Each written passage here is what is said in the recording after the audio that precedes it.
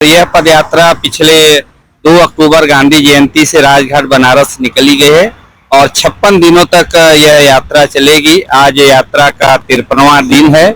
इस यात्रा में करीब 25 राज्यों के प्रतिनिधि हैं। इस समय 100 से ज्यादा हमारे पदयात्री चल रहे हैं। गांधी का मूल उद्देश्य ग्राम स्वराज्य, ग्राम स्वतंत्र होना, ग्राम मजबूत होना, ग्राम सभा मजबूत होना, ग्राम स्वराज्य होना, स्वदेशी होना।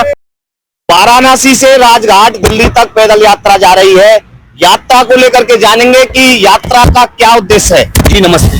नमस्ते, मेरा नाम नंदलाल मास्टर है और मैं वाराणसी का रहने वाला हूं। इस पदयात्रा का संयोजक में से एक हूं और यह पदयात्रा पिछले 2 अक्टूबर गांधी जयंती से राजघाट बनारस निकली गई है और 56 दिनों तक यह यात्रा चलेगी। आज यात्रा का 53वां दिन है और करीब हम अभी तक 950 किलोमीटर की दूरी तय कर लिए हैं।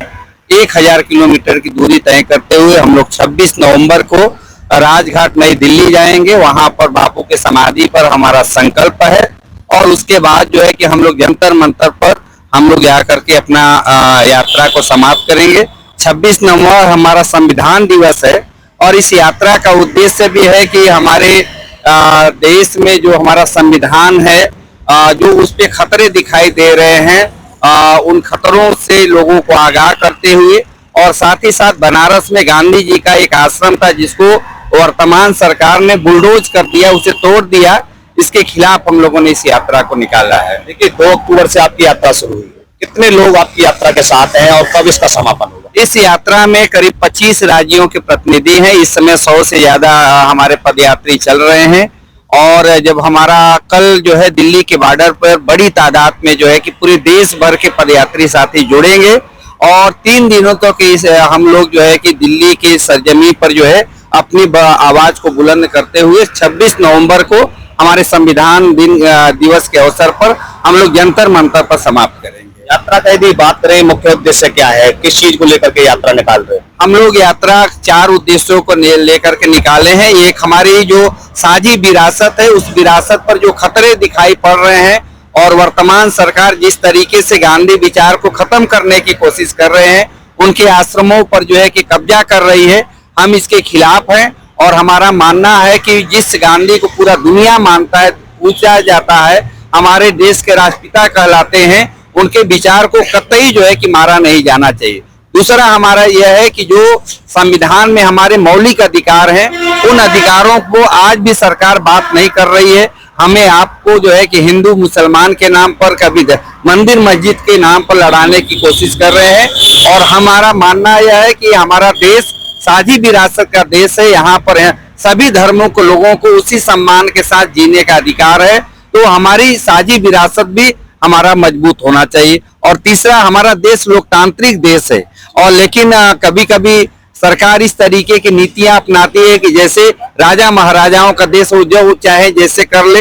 ये कतई नहीं होना चाहिए। बड़ी लंबी लड़ाई के बाद, बड़ी मुश्किल के बाद हमारा देश आजाद हुआ है। तो ये लोकतंत्र जो है मजबूत होना चाहिए और लोकतंत्र में हर एक को जीने, खाने, रहने, सम्मान के साथ अपनी बात कहने का अधिकार होना चाहिए। यात्रा आज पलवल पहुंची है। यदि मैं बात करूं, 2 अक्टूबर से वाराणसी से यात्रा चली। पुलिस प्रशासन को लेकर के बात करें, रास्ते में किस तरीके का सहयोग मिला? जगह जगह प्रशासन ने सहयोग किया, लेकिन मथुरा में हमें बड़ी कठिनाइयों का सामना करना पड़ा क्योंकि उसी समय जो है एक हिंदू राष्ट्र को लेकर के जो है कि एक यात्रा निकाली गई थी और हम लोगों को जो है कि मथुरा बॉर्डर पर वहां के जिला प्रशासन ने यह कहते हुए रोक दिया कि आप जो है कि यात्रा को आगे नहीं बढ़ा सकते हैं। हम इसकी पुरजोर भर्त्सना करते हैं। जो हिंदू राष्ट्र की बात करते हैं, हमारा देश एक सेकुलर देश है, संविधान हमारा सेकुलर देश की बात करता है, तो वहाँ हिंदू मुस्लिम हिंदू राष्ट्र की बात नहीं होनी चाहिए। तो जो लोग गैर कानूनी काम कर रहे हैं, गैर संवैधानिक यात्रा निकाल रहे हैं, उसको तो सरकार मंजूरी दे रही है, लेकिन हम लोकतंत्र की बात करते हैं, सद्भाव की बात करते हैं, विरासत की बात करते हैं, तो हमें रोका गया।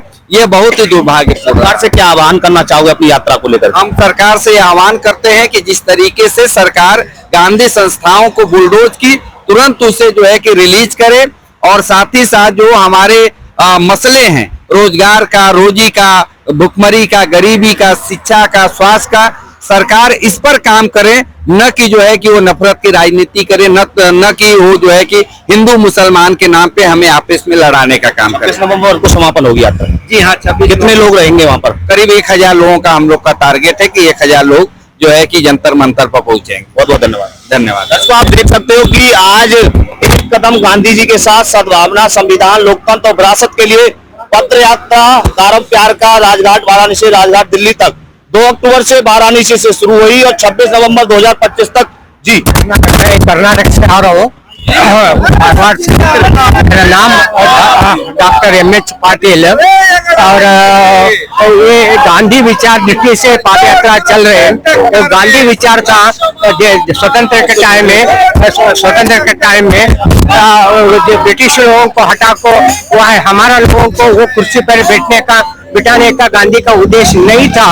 गांधी का मूल उद्देश्य ग्राम स्वराज, ग्राम स्वतंत्र होना, ग्राम मजबूत होना, ग्राम सभा मजबूत होना, ग्राम स्वराज होना, स्वदेशी होना उनका विचार था। इस दृष्टि से अभी तक तो काम नहीं हुआ।